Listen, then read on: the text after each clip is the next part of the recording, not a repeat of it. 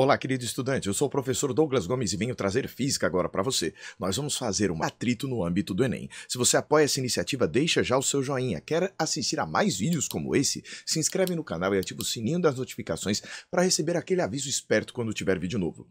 Quer fazer um curso completo, detalhado comigo sobre uma invenção que significou um grande avanço tecnológico na antiguidade? A polia composta ou a associação de polias é atribuída a Arquimedes. O aparato consiste em associar uma série de polias a um arranjo possível para esse aparato. É relatado que Arquimedes teria demonstrado para o rei Hierão um outro arranjo deste aparato, movendo, sozinho, sobre a areia da praia, um navio repleto de passageiros e cargas, algo que seria impossível sem a participação de muitos homens. Suponha que a massa do navio era de 3.000 kg, que o coeficiente de atrito estático entre o navio e a direção do movimento de módulo igual a 400 N, gravidade 10 metros por segundo ao quadrado, e que a superfície da praia, as móveis necessárias para que Arquimedes conseguisse pouco sobre, primeiramente, o atrito. Eu vou fazer aqui uma representação didática para este caso para a gente conseguir visualizar o que está acontecendo. Imagine que você tem aqui uma superfície áspera e um bloco sobre esta superfície. Deslizar, não haverá atrito, por isso eu desenhei aqui o bloquinho com um agamento entre essas duas superfícies. Se a força F aplicada for superfícies, porque o atrito vai conseguir equilibrar esta força F. Se a gente aumentar um pouco essa força, o atrito também pode aumentar. E aumentando este atrito, ela pode equilibrar esta força F. Mas o atrito não aguenta qualquer intensidade de força, vai chegar. Quando ele fica na iminência de deslizar, o atrito atingiu seu valor máximo.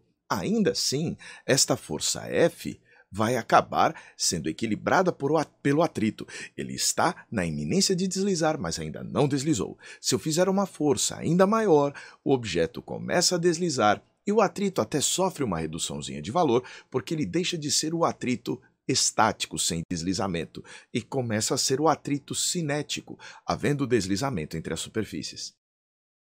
Observe então que se eu fizer uma força F maior do que o atrito máximo é capaz de suportar, o objeto vai começar a deslizar e o atrito se torna atrito de deslizamento, atrito cinético.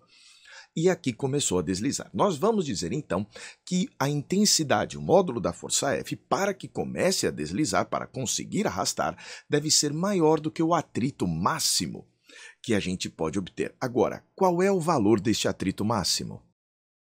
O valor do atrito máximo vai depender do quanto uma superfície está pressionada contra a outra.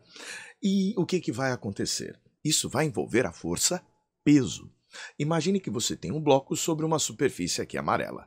Na hora que a gente vai representar as forças, há 3 objetos envolvidos: o nosso bloco, a superfície e o planeta Terra. Como assim? O planeta Terra vai fazer uma força sobre este bloco, puxando este bloco para baixo. Esta força de ação à distância é o que a gente chama de força-peso. Se a Terra puxa o bloco, princípio da ação e reação, o bloco puxa a Terra com uma força de mesma intensidade, mesma direção, mas com sentido oposto. Mas este bloco aqui não está caindo, ele está posicionado, apoiado sobre essa superfície. Esta separação que eu fiz aqui foi uma separação meramente didática. O que vai acontecer? Por que este bloco não está caindo? Porque este chão aqui está fazendo sobre ele uma força de contato chamada carinhosamente de força normal. Se a superfície empurra o bloco para cima para equilibrá-lo, é porque o bloco está fazendo sobre a superfície uma força para baixo. Vou colocar aqui um asterisco porque tem sentidos opostos, né? Aqui um asterisco por conta dos sentidos opostos. Então, para toda ação, uma reação. E o interessante, a normal não é a reação ao peso. Vou repetir, a normal não é a reação ao peso. A reação ao peso está na Terra. A Terra puxa o bloco puxa a Terra. Entendeu? A força normal, ela tem o seu para-ação e reação aqui com a superfície de contato. E o que diz para a gente a lei do atrito? O valor do máximo atrito que você vai ter entre duas superfícies, então a intensidade máxima que o atrito pode ter vai depender do quanto estas superfícies estão empurradas uma contra a outra. Então vai depender desta força normal. Então é proporcional a esta força normal. Se é proporcional, pede uma constante de proporcionalidade, que neste caso é chamado coeficiente de atrito estático.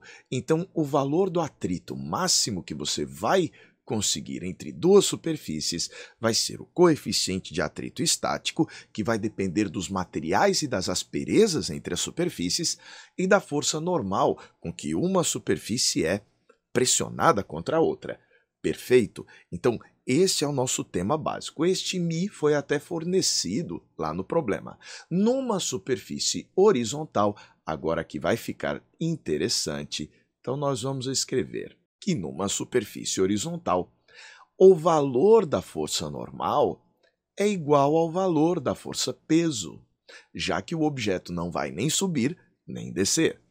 Logo, nós vamos poder escrever que o valor da nossa força de atrito máxima vai ser igual ao μ estático, que é o coeficiente de atrito, vezes a normal, que tem o mesmo valor do peso, mas cá entre nós, o peso é mg, tudo bem? Então, μ, mg. Com base nessa informação, a gente vai poder pegar este resultado e colocar aqui. Vamos ver no que vai dar? Feita a substituição, aqui do atrito por μmg, o nosso μ, de acordo com o enunciado, é 0,8, a massa do navio com os passageiros 3.000 kg e a gravidade 10. Substituindo aqui, nós vamos encontrar que a intensidade da força necessária para você conseguir arrastar esse navio seria de 24.000 newtons. Força demais, não é mesmo? De acordo com o enunciado, vamos voltar.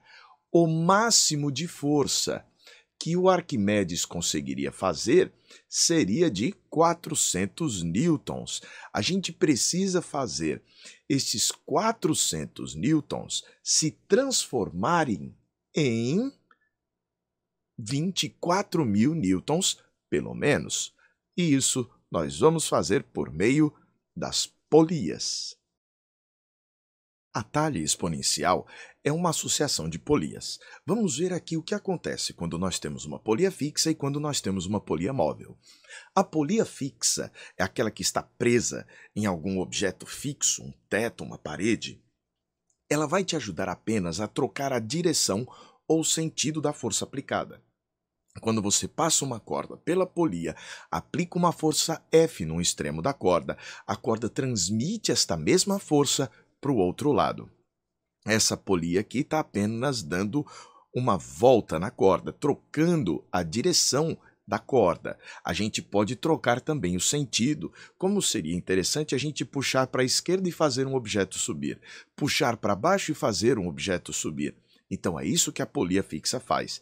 Ela não te promove ganho de força, ela apenas muda a direção ou o sentido da força.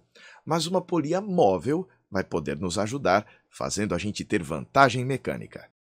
Fazendo este arranjo aqui, você vai ver que ao aplicar aquela força F ao extremo da corda e a corda envolver esta polia, que agora pode se mover para cima e para baixo, daí o nome polia móvel, nesta polia a força F vai atuar em dobro.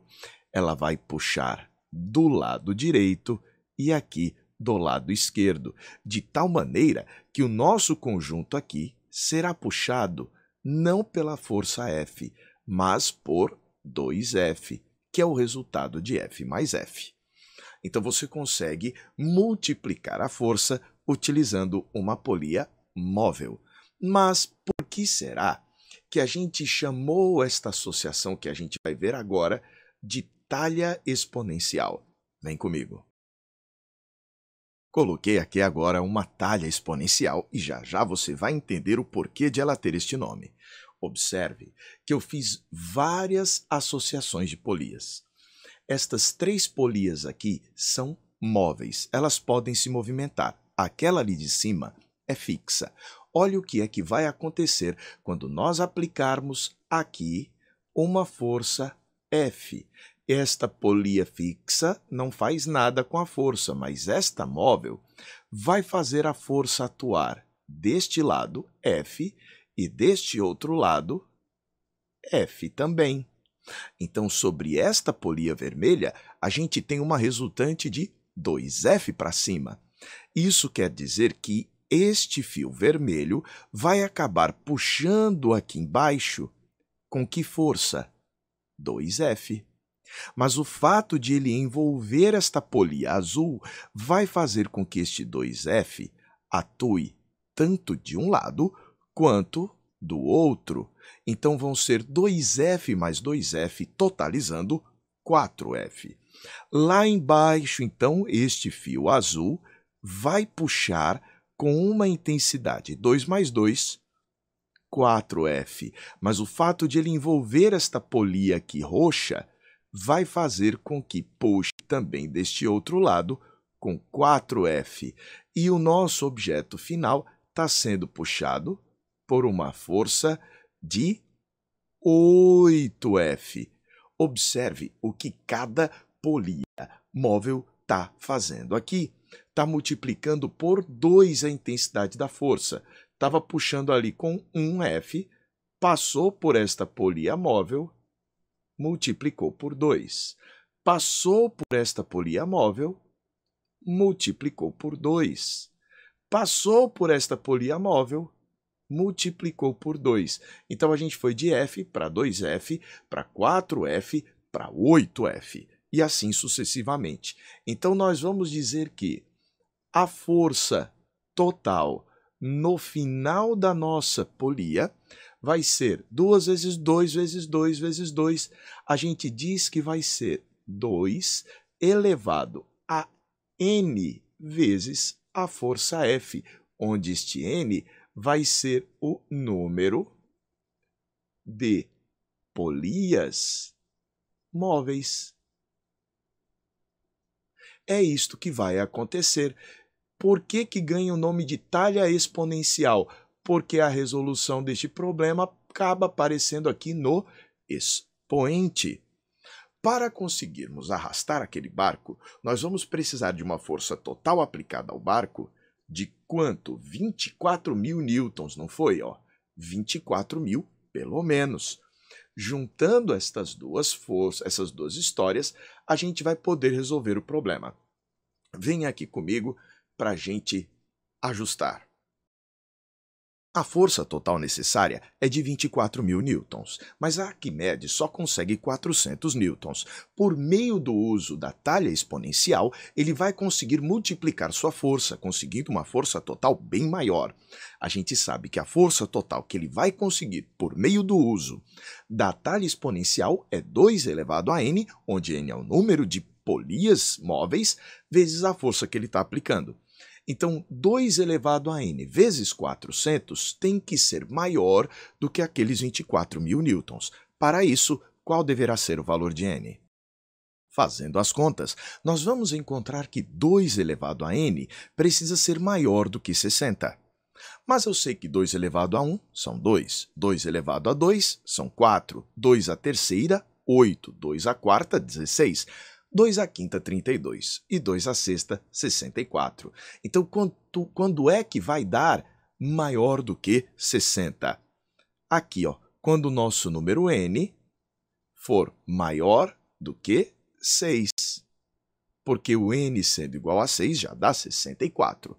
Então, nós vamos precisar, aliás, maior ou igual a 6 aqui, a gente pode deixar acontecer o igual a 6. Então, com 6 polias, a gente resolve o nosso problema. 6 polias móveis. Tem alguma opção que diga isso? Vamos voltar ao enunciado.